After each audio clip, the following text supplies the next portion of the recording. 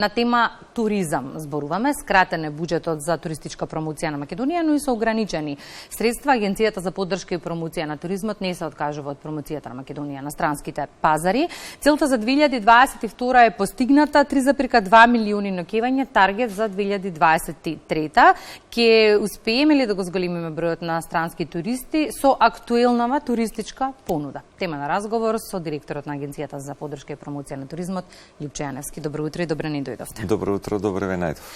Што туку се вративте од Мадрид, каде што се промовираат туристичките потенцијали на Македонија, па ме интересира колков беше интересот за земјава? Да кажеме дека Фитур Мадрид е вториот по големина или по значење сајм во туристичката индустрија во светот. Веќе втора година, покрај тоа што минатата година голем број на сајмски манифестации во туристичката индустрија генерално и не беа одржани.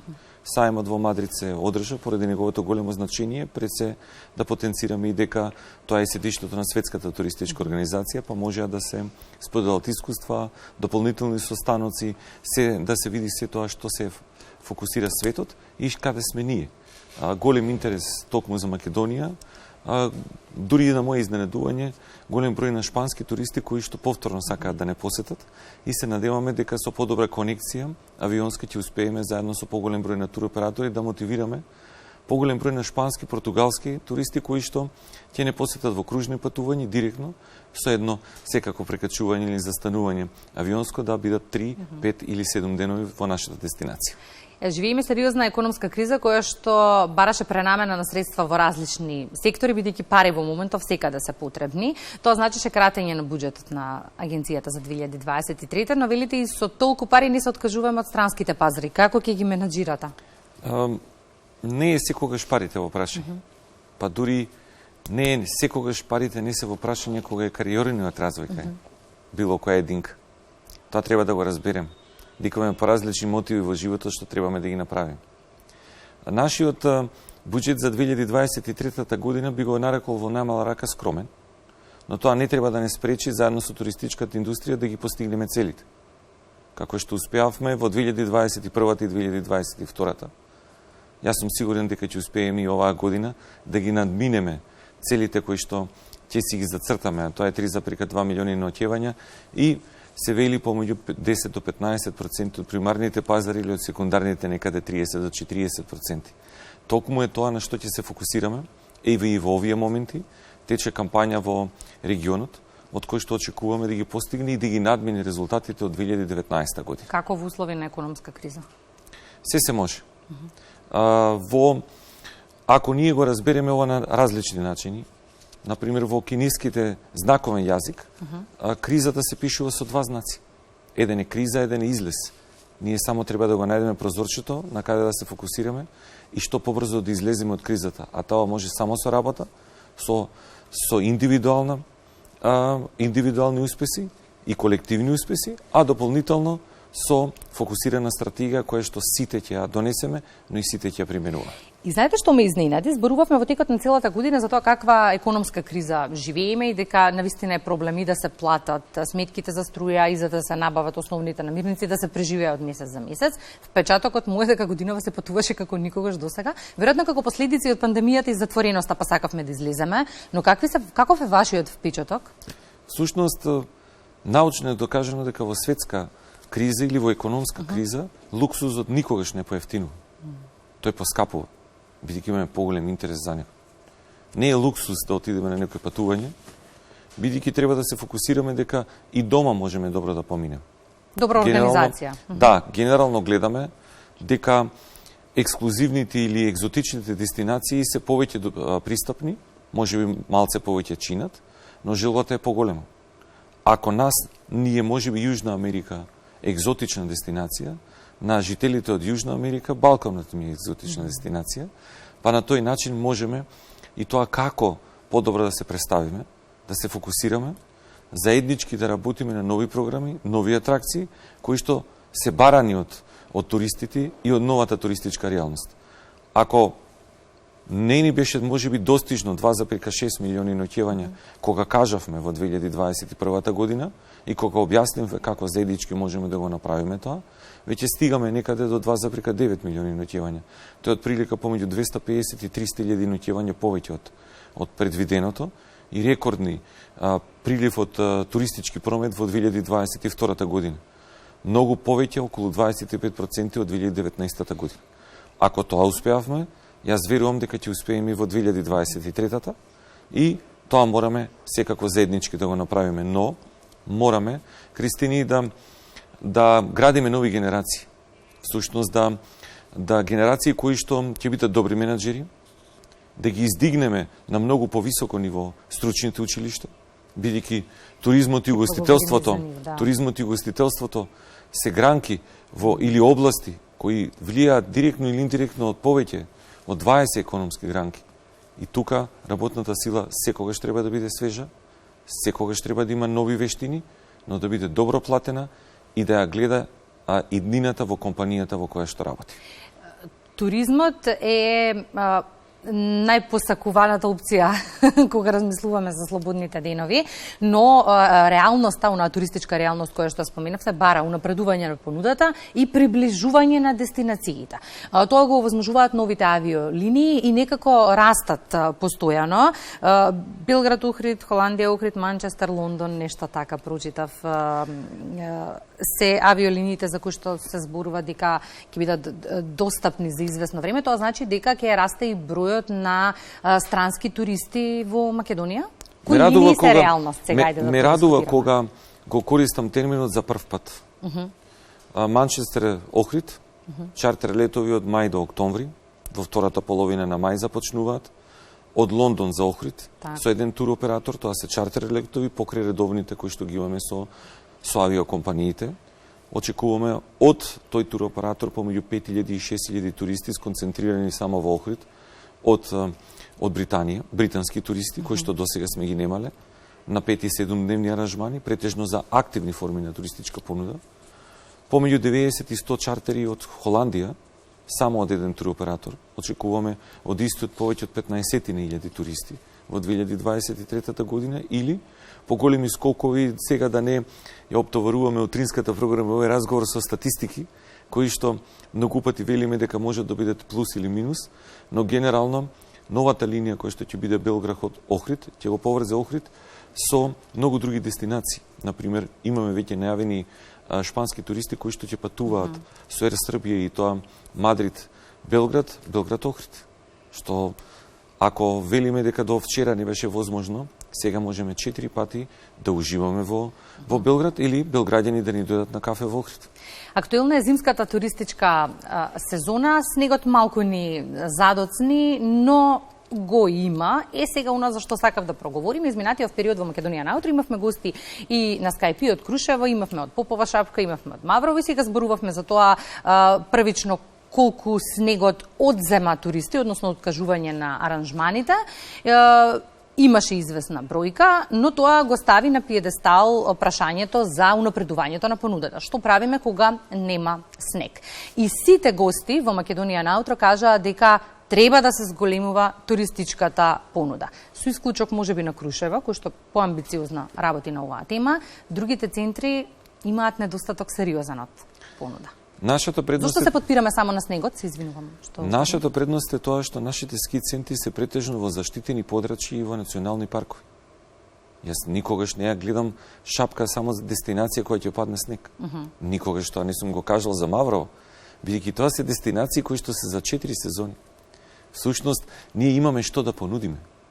На Шапка и недостасуваат сместувачки капацитети, бидејќи верувам дека и денес и утре ќе имаме поголем број на дневни туристи кои што на крајот на криштата ќе се заглават по 1 час или половина час чекајќи да најдат паркинг. Но зашто постојано зборуваме нистата тема и од година во година нема унапредувања драстични? Потребни се нови инвестиции. Всушност, можеби треба ние да смениме нешто во структурата во туристичката индустрија. Треба базично да го подобриме.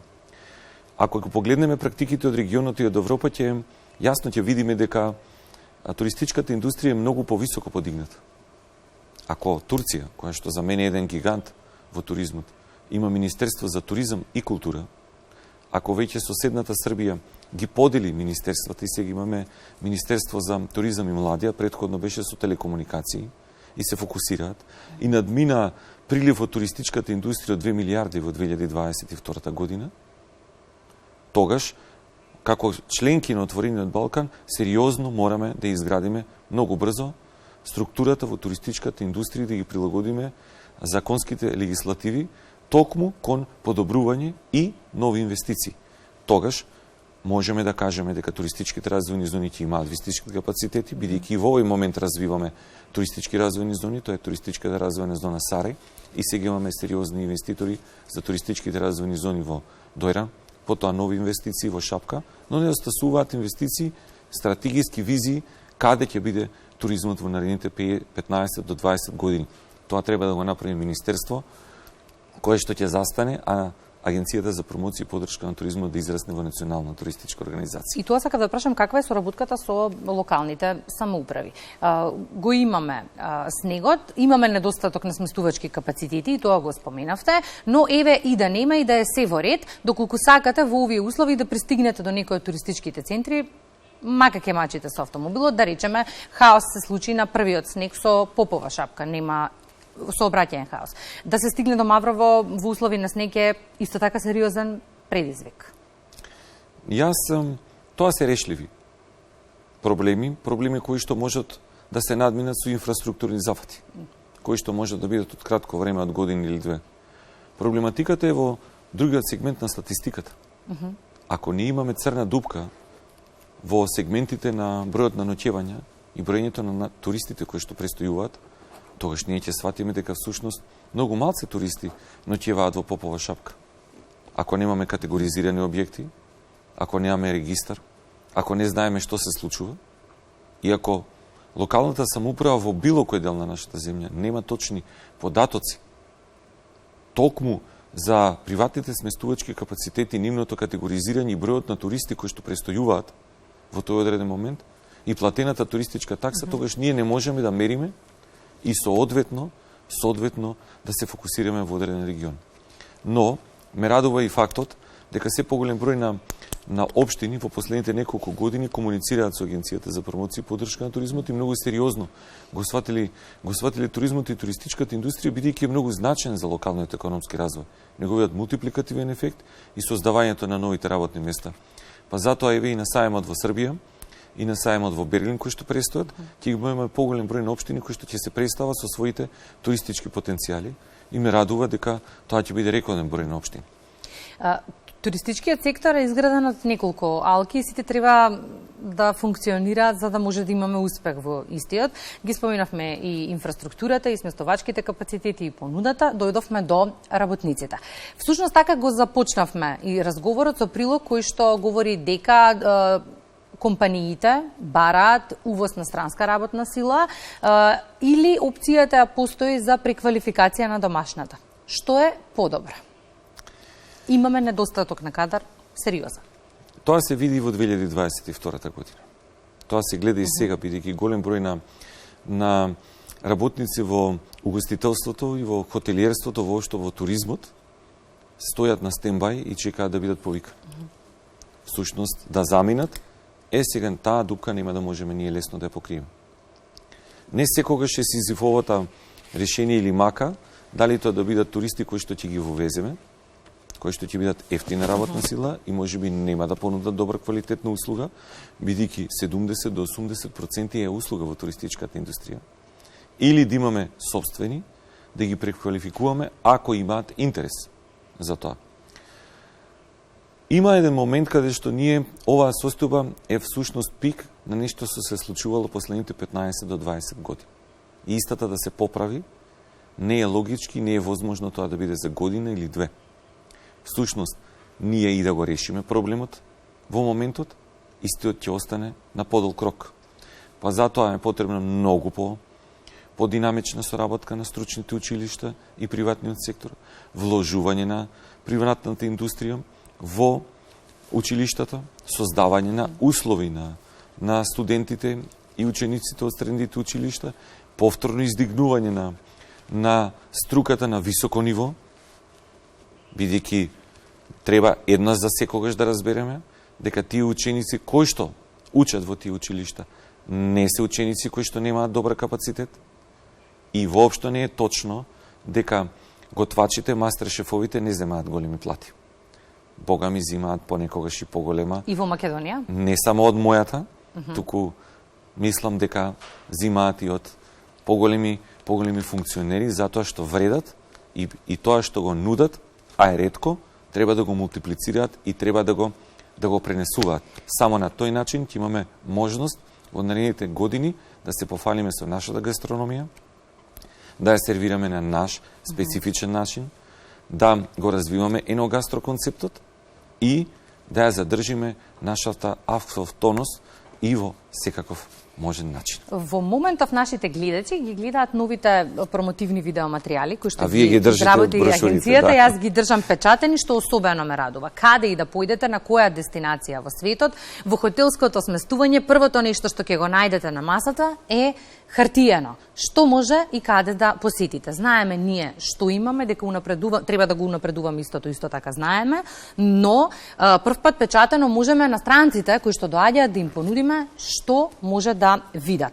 Коригирајте ме ако грешам, изминативе години сум се обедувала на различни начини да дојдам до карта, она туристичка карта која што секој кога тргнува на пат треба да има. Не сум сретнала таква наша. Ова е првата? Ова е прва туристичка карта која што ја издава Агенцијата за промоција и поддршка на туризмот. Добра. И е комплетно бесплатна. Всушност, истата ќе биде препратена до сите општини. Истите можат да испечатат, бидејќи со туристичката такса, 80% од вкупната туристичка такса останува во општините за промовирање и за зајакнување и валоризација на дестинацијата. Тие средства треба да се фокусираат токму на промоцијата и на промотивните материјали и секој хотел во нашата земја да има оваа туристичка карта. Таа е на шпигалот на последната страна на повеќе јазици. Истите брошури ќе се потрудиме да ги преведеме на повеќе јазици, да ги дистрибуираме. Да. Но во интерес на самите општини ќе бидат доделени можности истите да ги испечатат. Оно што ме израдува се навистина внимателно изработени. И естетски, зборувам и за дизајн, но и за содржина. На содржината многу е внимавана. Да, благодарност на целиот тим на Агенцијата за промоција на туризмот и благодарност на продукцијата која што се нафати со скромни средства да го направи ова како предизвик, и тоа е голема благодарност, бидејќи ако кажам дека едно видео и една брошура е изработена за 450.000 денари, и тоа јавно можам да го кажам, бидејќи тоа е буџетот на агенцијата е јавен, како и секоја државна институција, може да кажам дека е доволно скромен, но кога имаме желба, можеме да имаме и млади луѓе кои што ќе го изработат ова и на некаков начин да се одложат на државата. Всушност, тоа што продолжуваме понатаму да го работиме во 2023 година, ќе се прилагодиме на буџетските средства, ќе се потрудиме да убедиме со работа државата и Министерството за финансии, можеби со ребалансот да ни додадат одредени средства и со реализацијата на програмата, а нема да изостануваат и нови брошури, фокусирање повеќе на развивање на верскиот туризам, дополнително на нови дестинации, кои што ќе ги откриваме во 2023 и поголемата соработка, уште поголемата и покрај тоа што е подигната на високо ниво со општините. Но дигитализацијата не смее да заостане. Текстуалните освежувања во сајтот на агенцијата секако дека ќе бидат тука, зголемувањето на фотографиите, но и концентрирањето на неизбежните сајми на туристичката индустрија, на кои што заедно со туристичкиот сектор ќе бидеме присутни. Рекорден број на коегзибитори на светскиот сајм во Берлин, исто така и во Истанбул. Се надеваме дека ќе успееме да ги достигнеме, но и да се гордееме со бројките кои што ќе ги подобриме или подигнеме некаде во јули или август за оваа 2023. И сега да не биде дека се критикуваме, нешто и да пофалиме. Ритки се случаите, но навистина постојат на туристички работници кои што и тоа како вложуваат во својата понуда и тоа што го имаат, што е секако за пофалба и пример кој што треба да се следи. Стануваат многу покреативни оние кои работат во туризмот. Ние мора да понудиме нашата душа, нашата креативност, нашата автентичност. И тоа го бараат туристите. Всушност, тоа што треба да го, ја велам, народно да го пивнат и да го каснат, е тоа што ќе ги потсети на нивното детство, а вкусот и животот кој што ќе го искусат во Македонија, треба да ги потсети на некои други времења. Сушност, ние како последна неоткриена дестинација во Европа, треба да овозможиме на туристите, не само регионално, да ги поврземе и да не посетат, туку се поголем број на странски туристи да им овозможиме незаборавен одмор. Одмор со кој што понатаму ќе им го раскажат на своите пријатели и ќе овозможиме истото да се мултиплицира и да ни останат на ноќ повеќе. Ако успеавме да конектираме поголем број на линии, очекуваме поголем број на туристи, но потребно е поголем број на аранжмани и поголемо портфолио на атракции кои што ќе ги понудиме во дестинациите. За крај, сосема накоса. 3,2 милиони ноќевања е таргетот за 2023. Колку од оваа бројка треба да се од домашни туристи? Целта е да ги задржиме и нашите луѓе тука. Ние успеавме тоа да го направиме во 2022 и покрај тоа што границите беа отворени, имаме раст на домашните туристи и број на ноќевање. Исто.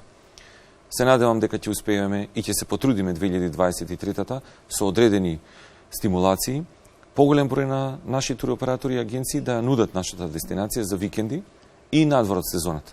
Бидејќи во сезоната ценам дека голем број на хотели веќе се распродадени, но тука ни е мај, тука ни е септември, тука ни е октомври, тука ни се сега зимските центри.